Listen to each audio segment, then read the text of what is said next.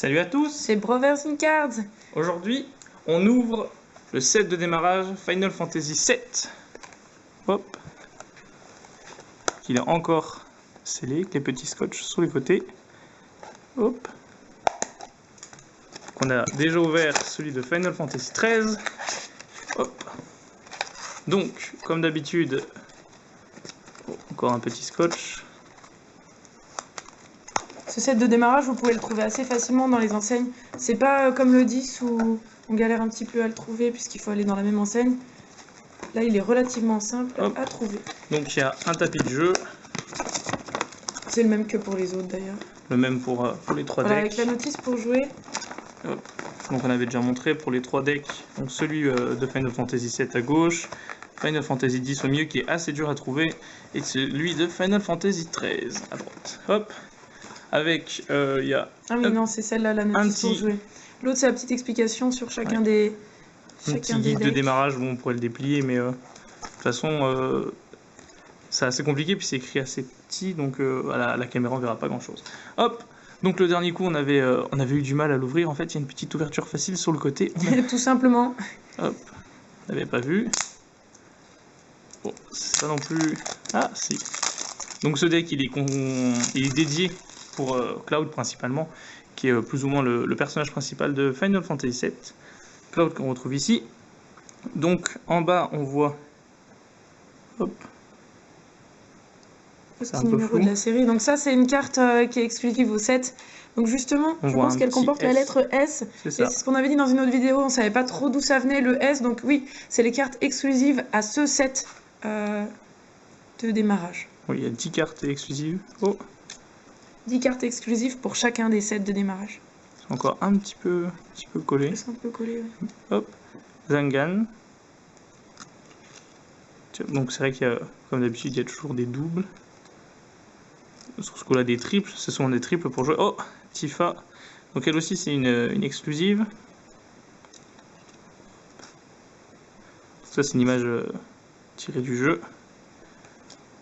Oh, Bahamut Fury. Très très belle invocation. C'est écrit Final Fantasy VII, mais il n'est pas dedans. Je sais pas, c'est peut-être une autre forme. Dans le set, il y a Bahamut normal, Bahamut 0. Peut-être, finalement, c'est comme le 10 et le 10-2, ils mettent les mêmes personnages pour la partie de base, pour le set de base, pardon, la catégorie. Et là, finalement, je pense que ça peut peut-être être une invocation qu'on retrouve dans soit AC, BC, CC ou DC. Parce qu'Advent Children, enfin Advent Children, pas forcément, mais Before Crisis, Crisis Core ou Dirge of Cerberus. Ouais, c'est l'explication un peu plausible. Hop, donc rouge 13. Si son vrai nom c'est Nanaki. Et là sur l'image on le voit, c'est son père qui est mort pour défendre le Canyon Cosmos. Très beau passage de Final Fantasy VII. Hop, Ifrit, notre invocation.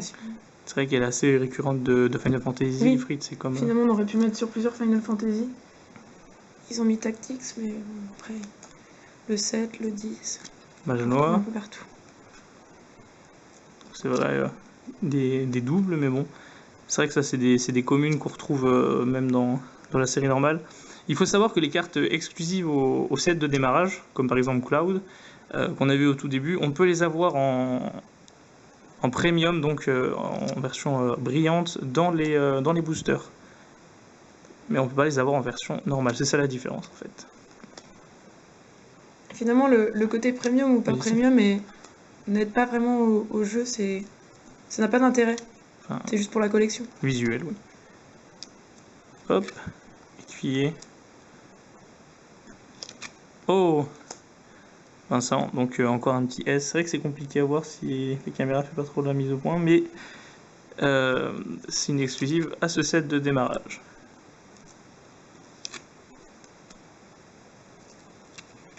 Hop. Wedge, hop.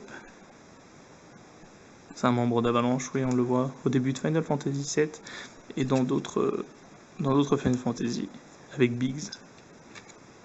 Hop, Jessie. Alors une petite anecdote sur ce personnage au début de Final Fantasy VII. elle se coince le pied dans le réacteur et on peut la sauver ou non. On peut passer à côté et l'oublier. Et si on la sauve pas, elle meurt tout simplement et on rate une discussion avec elle. Petit easter egg mis par Final Fantasy, par Square Enix de façon intelligente. Ah, Barrett. Encore une carte exclusive au set. C'est des belles cartes. C'est vrai que les collectionneurs ont vraiment intérêt à prendre tous les sets de démarrage parce que sinon c'est vraiment des cartes loupées. Ils ont fait ça pour qu'on les achète. Puis en plus ça permet directement de jouer pour les débutants. Oui, si on n'a pas encore envie de modifier trop son starter. Donc Biggs, j'en avais parlé. Personnage récurrent de tous les Final Fantasy. C'est vrai que c'est des belles illustrations. Chevalier noir. Alors je sais pas pourquoi pour ce démarrage elles sont un peu collées, les cartes identiques. Enfin c'est pas vraiment collé, c'est comme s'ils avaient été... Oui, on l'entend un petit peu. Ça dépend peut-être, c'est peut-être ce deck particulièrement. Ça a pas l'air de les abîmer. De toute façon elles sont en très très bon état les cartes et très très solides, bonne texture. Un petit karatéka. Oh, une autre invocation, golem.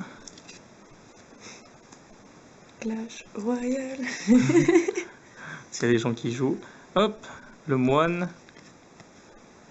Et c'est tout. Donc voilà, donc 50 cartes, 10 cartes exclusives à ce set de démarrage, un tapis de jeu pour jouer. C'est vraiment pour commencer, pour apprendre.